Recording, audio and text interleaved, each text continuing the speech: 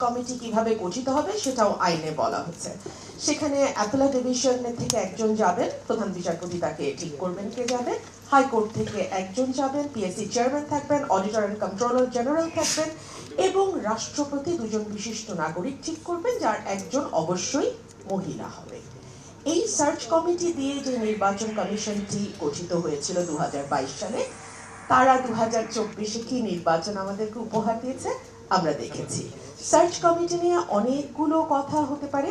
আমরা একটা কথাই বলেছিলাম যে যদি 5 জন ফেরেশতাকেও নির্বাচন কমিশনার হিসেবে বসানো হয়, তাহলেও একটি সুষ্ঠু নির্বাচন সম্ভব নয় যদি না সরকার, দল এবং রাজনৈতিক কর্মী যারা আছেন তারা সুষ্ঠু নির্বাচন চান। যাই হোক, আমাদেরকে আজকে খুবই লিমিটেড আলোচনা করতে হবে। সার্চ কমিটি গঠনের ব্যাপারে আমি এটুকুই বলতে চাই, যেহেতু এই পজিশনগুলোতে, এই সাংবিধানিক পদগুলোতে যখন যেই সরকার ক্ষমতায় আসে, যেই দল ক্ষমতায় আসে, তারা আপ্রাণ চেষ্টা করে তাদের নিজেদের লোকদেরকে পদায়ন করতে। সুতরাং আমরা মনে হয় যদি আমরা ওপেন করে দেই সার্চ কমিটিটা, যে রাজনৈতিক দলগুলো নাম দেখ, তাদের মধ্যে কোন দল কাদেরকে নাম দিচ্ছে সেই নামগুলো পাবলিক করা হোক, সেগুলোর উপরে এই ধরনের গোল টেবিল আলোচনার আয়োজন করা হোক, তাদের পক্ষে বিপক্ষে বিতর্ক হোক, তারপরে সেখান থেকে নাম নিয়ে আমরা সার্চ কমিটি গঠন করব। সার্চ কমিটি গঠনের পরে আবারও আসছে যে ইলেকশন কমিশনার কারা হবেন, সার্চ কমিটি কাদেরকে ইলেকশন কমিশনার হিসেবে বসাবেন, সেখানেও আমি আবারও ফিরে যাব রাজনৈতিক দলগুলোর কাছে, বিকজ তারা সবচেয়ে বড় স্টেক হোল্ডার। তাদের অনেক রকম দোষ আছে, সেটা নিয়ে আলোচনা করব পরে, কিন্তু তারাই সবচেয়ে বড় স্টেক হোল্ডার এবং দেশের মানুষ। সুতরাং আবারও আমরা ফিরে যাব সেই রাজনৈতিক দলগুলোর কাছে, সেখান থেকে নাম আসুক ইলেকশন কমিশন হিসেবে তারা কাদেরকে দেখতে চান।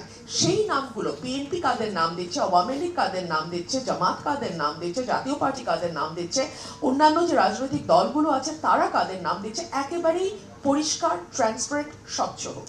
সেই নামগুলোর উপরে আবারও বিতর্ক হবে, আলোচনা হবে, তাদের ব্যাপারে পক্ষে বিপক্ষে মত যাবে, সেখান থেকে ঠিক হবে। সুতরাং আমরা যেন পরিষ্কার বুঝতে পারি যে কিভাবে একটা কমিশন গঠিত হলো। এখন পর্যন্ত কিন্তু আমরা অন্ধকারে, যখন নির্বাচন কমিশন আইনটি আসলো সেই সময় আমি সংসদে ছিলাম, অনেকগুলো কথা আমি আমার সংসদীয় স্ট্যান্ডিং কমিটিতে বলেছি, আমার ভাই শামীম হায়দার পাটোয়ারিও সেই সময় ছিলেন। অনেক আলোচনা হয়েছে, অনেকগুলো প্রস্তাব, আমি সুনির্দিষ্ট প্রস্তাব স্ট্যান্ডিং কমিটিতে দিয়েছি, কোনো কিছুই শোনা হয়নি। এবং খুব ইন্টারেস্টিংলি দাড়ি কমা জাতীয় সংশোধনী দুটো নেওয়া হয়েছে এবং সেটা খুব বড় গলায় বলা হয়েছে যে আমরা বিরোধী দল থেকে সংশোধনী নিয়েছি। আর রাজনৈতিক দলগুলোর ব্যাপারে আসলে একটা কথা না বললেই না, সেটা হচ্ছে যে আমরা একেবারে নিশ্চিহ্ন না হয়ে যাওয়া পর্যন্ত কিছুতেই ক্ষমতার চেয়ারটা ছাড়তে চাই না।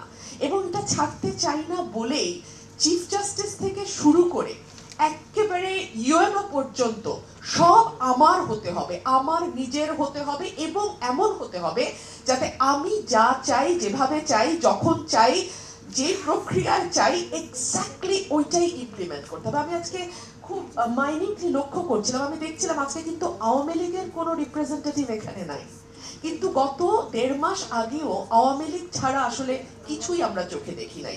এটা কিন্তু একটা বড় শিক্ষা আমাদের জন্য।